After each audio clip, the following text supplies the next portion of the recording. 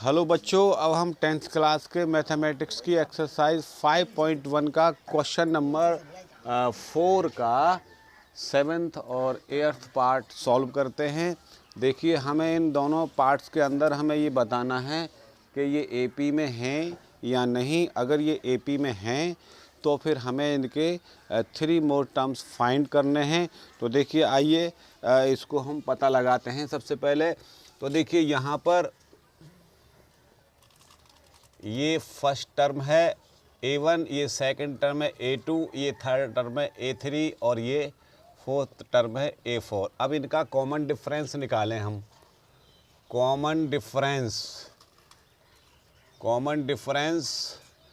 D1 is equal to A2 minus A1। तो देखिए, A2 है यहाँ -4 और A1 है यहाँ 0। तो कितना बचा यहाँ? -4 बचा। अब निकालेंगे D2 हो गया यहाँ से। देखिए, A3 माइनस A2, तो A3 है हमारा -8 माइनस A2 है -4। अब यहाँ से इसको सॉल्व करते हैं तो ये हो गया -8 और माइनस +4 और यहाँ फिर बचा -4। तो देखिए, यहाँ D1 और D2 दोनों कैसे हो गए हैं? इक्वल हो गए हैं। Here D1 is equal to D2, so it is an AP। Now 3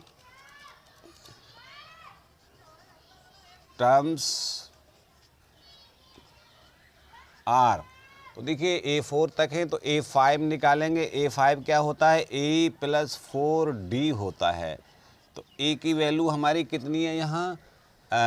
0 है +4 और D की वैल्यू निकाली है हमने -4। तो ये यहाँ से कितना हो गया? ये तो 0 ही रहा। 4 4 जा 16, -16 रहा और A6 इज इक्वल टू हो गया A + 5D। तो A की वैल्यू तो 0 ही है +5 और D की वैल्यू -4 है, तो ये हो गया -20 और A7 हो गया यहाँ से A + 6D। तो A की वैल्यू 0 + 6D की वैल्यू -4, तो ये हो गया -24। ठीक है। Hence the 3 terms are. तो पहला -16, फिर -20, फिर -24। तो इसका ये आंसर है। आइए हम इसका 8th पार्ट सॉल्व करते हैं। तो देखिए, ये A1 है, ये A2 है, ये A3 है, ये A4 है। तो हम पता लगाते हैं कि ये AP है या नहीं। तो हमें कॉमन डिफरेंस निकालने होंगे। तो कॉमन डिफरेंस D1 हो गया A2 माइनस A1। तो A2 है हमारा -½ माइनस A1 है -½ तो ये आगे सॉल्व करेंगे। ये रहा -½ माइनस माइनस प्लस और ये भी ½ तो ये कैंसिल आउट होके हो गए 0। अब D2 निकालना है। A3 minus A2। A3 है हमारा -½ और A2 है -½ तो ये हो गया यहाँ से -½ + ½ तो ये भी कैंसिल आउट हो गए, तो ये भी हो गया 0। तो here D1 is equal to D2। अब D1 D2 इक्वल हो गए तो ये सीरीज कैसी हो गई? AP हो गई। So it is an AP। Now 3 more terms